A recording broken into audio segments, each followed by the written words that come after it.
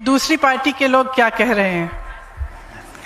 तो कल मैं प्रधानमंत्री जी का भाषण देख रही थी और बड़ी गंभीरता से प्रधानमंत्री जी कह रहे थे, जो भाषण में उपस्थित लोग थे उनको बता रहे थे कि मैं आपसे एक बहुत बड़ा दुख, मेरे मन में जो एक बहुत बड़ा दुख है वो मैं आपके सामने प्रस्तुत करना चाहता हूं, मैं आपको बताना चाहता हूं।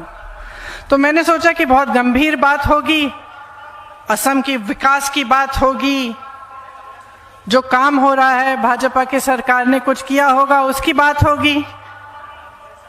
लेकिन मैं हैरान हुई कि अगले शब्दों में प्रधानमंत्री जी ने कहा कि एक 22 साल की महिला ने एक ट्वीट किया था और उस ट्वीट के बारे में वो चर्चा कर रहे थे और वो बहुत गंभीरता से ये बात कह रहे थे कि कांग्रेस पार्टी ने एक बहुत बड़ा षड्यंत्र बनाया है जिससे दुनिया में चाय समाप्त हो जाए। अब आप सोच सकते हैं कि अगर प्रधानमंत्री जी को इतनी छोटी सी बात पर, किसी एक 22 साल की लड़की के ट्वीट पर इतना दुख हुआ, उनको ये दुख हुआ कि कांग्रेस पार्टी ने अपनी सोशल मीडिया पे 2 गलत फोटो डाल दी, बहुत दुख हुआ उन्हें। लेकिन जब यहां पे बाढ़ आई तो उनको दुख क्यों नहीं हुआ?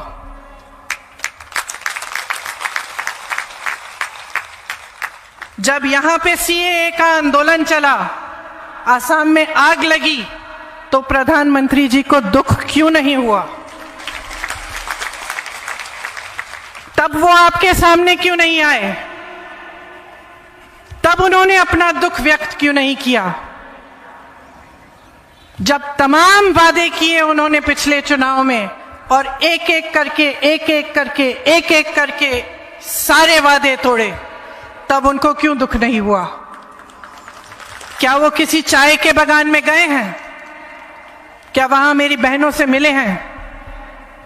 क्या मेरी बहनों की उंगलियों पे जो छाले हैं, जो ये चमड़ी सख्त हो चुकी है, काम करते करते, पत्तियां छीलते छीलते, क्या उन्होंने देखी हैं? क्या उस पे उन्हें दुख नहीं हुआ कि उन्होंने वादा किया था कि आपकी दिहाड़ी 350 रुपए की होगी और आज तक आपको 350 रुपए नहीं मिले हैं? तो मुझे ऐसा लगा कि मैं चुनाव की सभा में आऊंगी तो मुझे आपको बड़े बड़े भाषण नहीं देने। आप महिला हैं, मेरी तरह माँ भी होंगे, आप में से नौजवान लड़कियां होंगी जो अपना भविष्य बना रही हैं। मैं दिल से आपके सामने कुछ चीज़ें कहना चाहती हूँ, आपको दिल से कुछ चीज़ें बताना चाहती हूँ। देखिए, समाज का सबसे बड़ा बोझ आप उठाती हैं।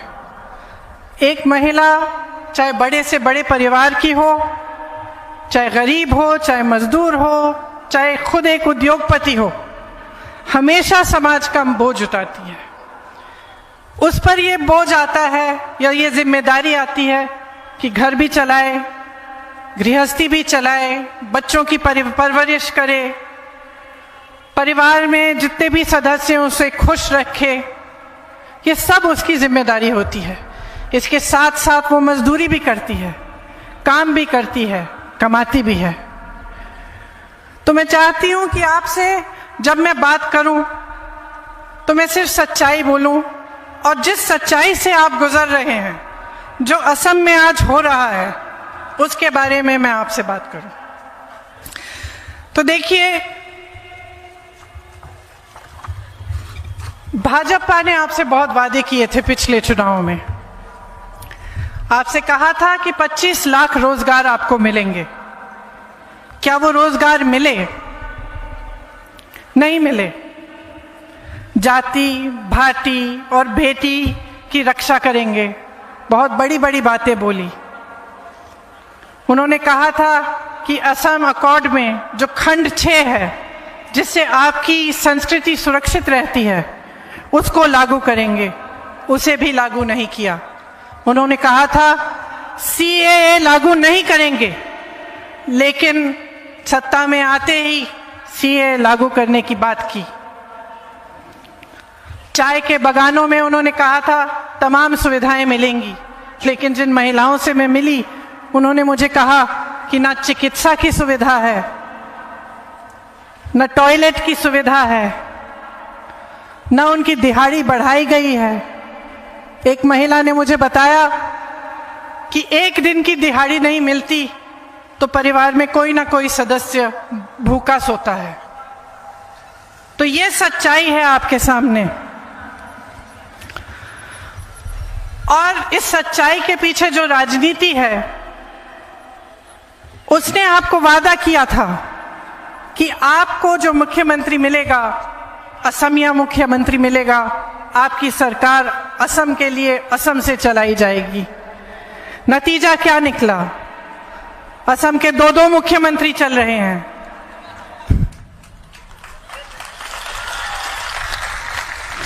असम की सरकार असम से नहीं चल रही है, दिल्ली से चल रही है। यहां तक कि असम गण परिषद को भी मान लो दिल्ली गण परिषद बना रखा है। बगैर दिल्ली के परमिशन के, बगैर दिल्ली से पूछने कुछ नहीं होता। उस समय आपको कहा था एक असमिया मुख्यमंत्री मिलेंगे, आज उसी मुख्यमंत्री को उन्होंने दुर्बल बना लिया है। आज आपके सामने आकर क्या कहा प्रधानमंत्री जी ने कल, कि आपको दो इंजन की सरकार मिलेगी। दो मुख्यमंत्री, दो इंजन की सरकार।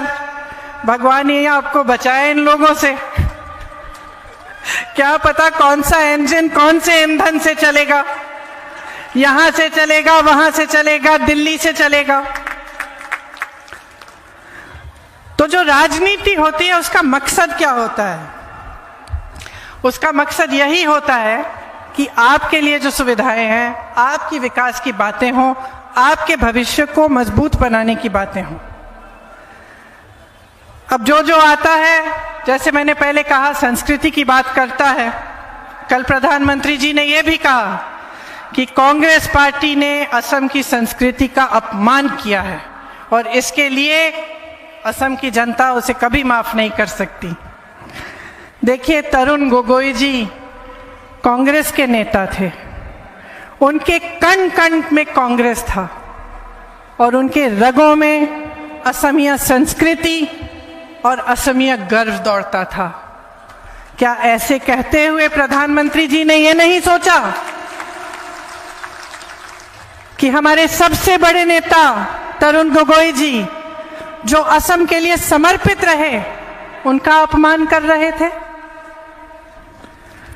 उनके गुजर जाने के बाद इस तरह की बातें करना क्या सभ्य है? एक प्रधानमंत्री को शोभा देता है?